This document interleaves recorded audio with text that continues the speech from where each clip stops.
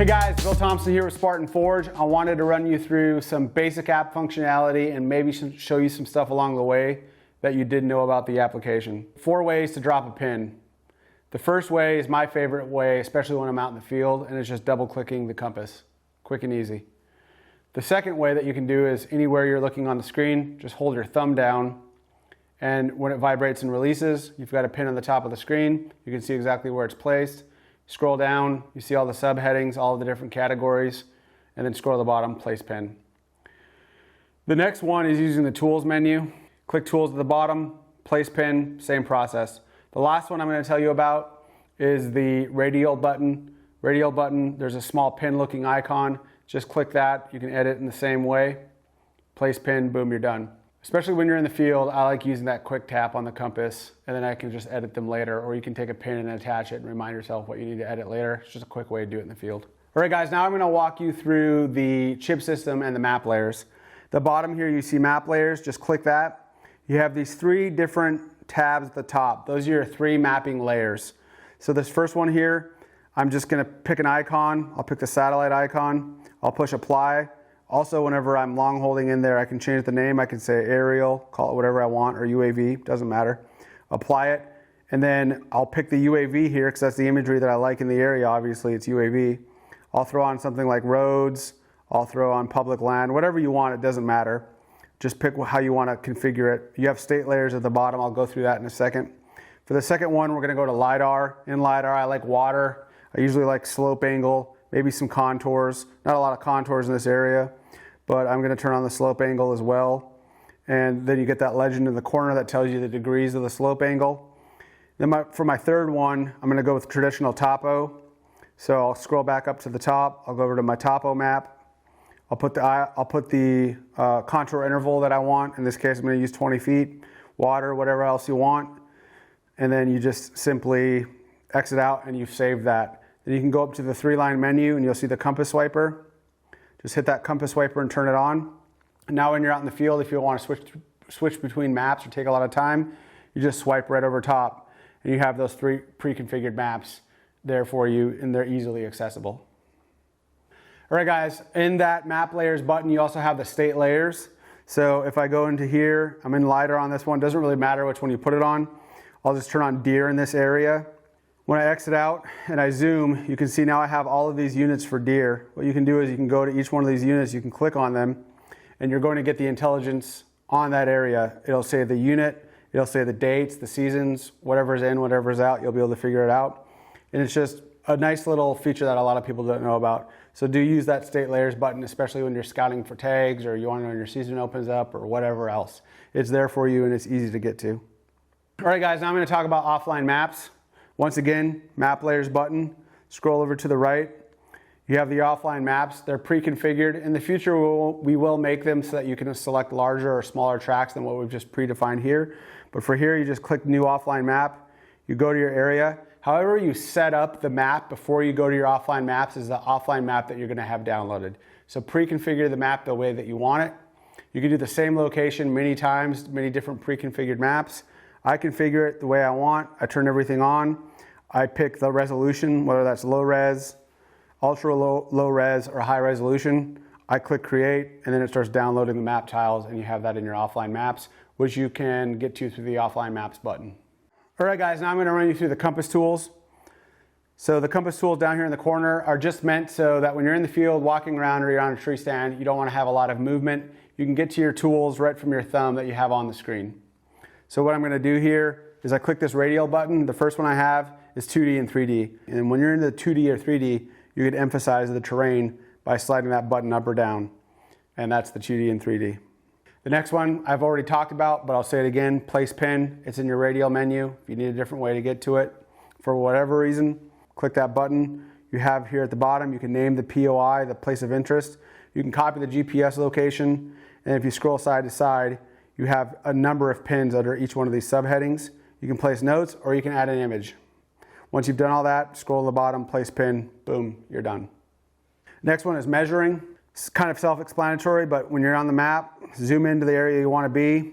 There's a plus button in the corner. If you want to just do distance, one to the other, boom, 526 yards. You can name that measurement, whether you're making your own trail or you found a trail in the woods or you use the LiDAR layer and you identified an old logging trail and you want to mark it in, you can mark it in and see the distance.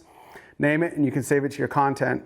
If you click a third one, you can have as many vertices as you want, but if you click area when you're doing that, it'll automatically draw that shadowed layer box so that you can see the area that you've highlighted on the map. The next one that I'm going to be talking about is recording a track.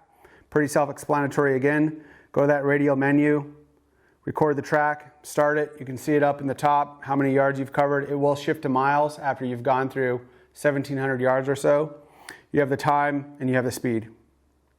Once you're done recording that track, just push the stop button, name the track, and save it. From here we go to journal. Journal is one of my favorite tools that I use. I have tons of journal entries. I use it for two things. Observations while I'm in the field, or if I see seeking and chasing in an area, and I know that the rut is largely consistent, and I see maybe some smaller bucks chasing, larger bucks, I can do a journal entry, and I can go back and look at those and kind of plan my game plan for next year. The other thing you can use it for, which I really like, is looking up historical weather in an area. So if you pull some trail cameras that you've had soaking all year, and you want to go back, you can take pictures of those trail cameras. You can make the journal entry, select the date and time group, and then we'll fetch that historical weather in that area, and we'll make you a journal entry so you can start understanding this pattern of life on these deer. All right, the next one I'm going to be talking about is property lines. Property lines, pretty simple. Turn it on in your map layers chip menu.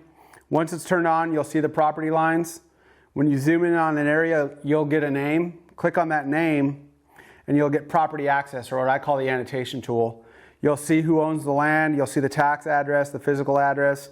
You can copy and paste the location, or if you want to send it to a buddy. And then you can also mark the property, no access, conditional access, or permitted. How I use this is when I'm knocking on doors. If I get no access, it's red. When that property changes hands, this property will turn purple so that you know to go back and ask for access again. Conditional I use for, maybe they'll allow me to retrieve an animal but not hunt.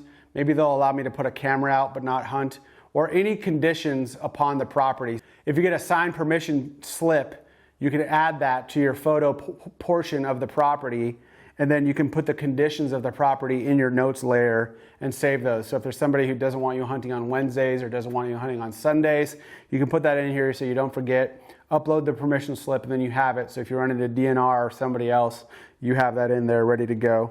And then you just mark all of those conditions how you want it, push apply, and then the property will change, in this case, to yellow conditional. Green is obviously green, you're good to go. I've also heard people talk about this. They use it in areas where they mark doors that they want to knock on with red. And when they go and knock on the door, they'll turn it yellow even if there's no access, and they'll put that in the notes. Or if they get access or they just have knocked on it, they turn it green. So the property annotation tool is really however you want to use it. Just know that you can mark those properties red, yellow, or green. Okay guys, now I'm going to take you through the Intel tab. Intel tab is one of my favorites. I nerd out on weather, our AI prediction, historical weather, deer data, that type of thing. At the top here, you have all of your basic weather information along with the address and the date. You get sunrise, sunset, moonrise, moonset, moon overhead, moon underfoot. You have first light, last light, forecasts. You have the deer movement forecast, which is our AI model. When you click the I button, it will tell you what core area, transition area, or full range means. It'll do the same thing for you on pattern if you click that I button. Below that, you have temperature and pressure. I like to hunt, and a lot of people I know like to hunt when temperature is at its lowest and pressure is at its highest. I use that to kind of supplement the deer model. So if I have a bunch of full range days or a bunch of transition area days, I will pick the day where temperature is the lowest and pressure is the highest, which in this case, it looks like it's at 7 a.m. on this Wednesday on the map. So you can figure that out and use it as a discriminator on the AI predictions. From there, we have forecast. You get your highs and your lows, precipitation, the type of wind that you have, the direction. Then you can click that plus button and you can see all of the hour by hour, along with the first light, last light, all that type of stuff. Finally, at the bottom, we have the rut dates. The rut dates sometimes get misunderstood, but basically this is county by county. When will the peak amount of breeding be in your area? But understand that a lot of your seeking and chasing, or the type of behavior that's going to expose some of the deer that you might be looking for, could be up to 2 weeks before that peak seeking and chasing date, or that peak rutting date, which is the seeking and chasing behavior that you're looking for. From there, I can go to my historical tab. Here I'm looking at the historical wind. You can define it as the last 2 weeks. You can do it as last 4 weeks, last 3 months, or you can pick on the calendar. So if you're scouting in March for an area that you're going to be hunting in October, you should go to October on there, take a look at that, and you can see, okay, in this area, it's primarily a northwest wind, something in the northwest along with some south-southeast, and then the colors tell you the velocity. And then on that polar plot, you can see the percentage of that wind. So when the spike is all the way out on this polar plot, that's 12% of the time. So in this area in October, I've got, 3 wind spikes. So 36% of the time, I'm dealing with a northwest wind. And then my fallback is a south-southeast. So when I'm looking at bedding, I'm looking at scrapes, and I want to know potential areas where I want to drop a pin and know what the prevailing wind is. Now I've got a scrape pin dropped. Now I'm looking for trees that work for that northwest wind and that southeast wind. And then I'm picking those trees, I'm dropping pins for the climbing tree pin, and then I'm marking in there, this is the pin for the southeast wind, this is the pin for the northwest wind, and I take a picture of that tree usually too. Even though it's going to look different in the spring versus the fall, I still take that picture and add it in there so I know exactly what I'm looking at. Lastly, on the intel here, it just tells you about Minnesota as a state, which is where I am right now.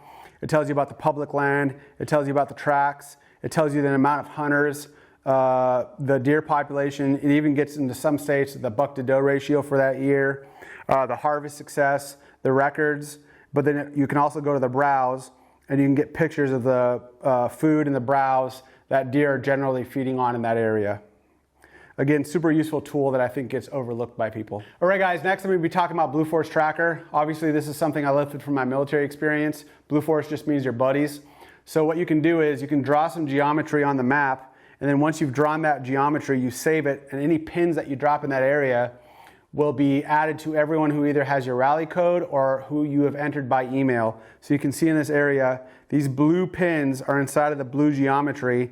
That means they are pins that are shared with everyone. So when you're putting notes in there, you're taking pictures, you're scouting in the off season, you're putting observations down on what you're seeing during the season. This will auto share it with everyone on that team.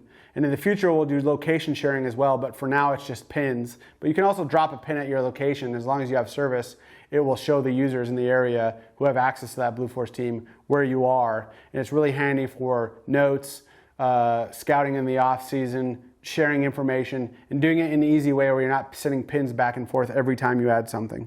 All right, guys, we're talking about my content now.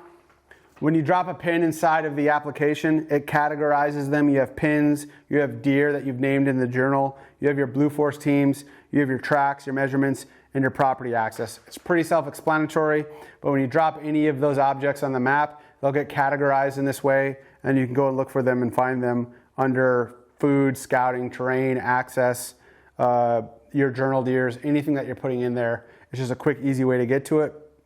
And if you've added a lot of data when you've been offline and you want to make sure you don't lose it, as soon as you get back to service, you can hit that sync button.